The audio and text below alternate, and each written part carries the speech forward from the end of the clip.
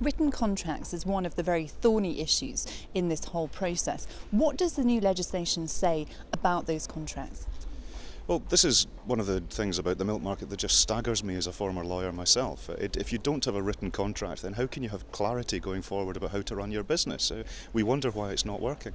But what we did do in the Agriculture Committee was to make the contracts mandatory across the EU. Now, that would seem common sense to most people, but apparently not to our member state governments. Not least the government of the United Kingdom has said already that it will not make contracts mandatory. So if contracts aren't mandatory, then they're voluntary, and if you've got a voluntary contract, then that just gives a degree of uncertainty that's not actually going to help solve this problem.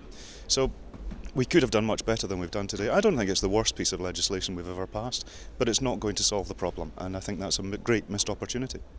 And one of your MEP colleagues here, George Lyon, is saying that at least this kind of threat that the UK could potentially impose a written contract, that could be the impetus that's needed to get some kind of voluntary agreement in the dairy sector.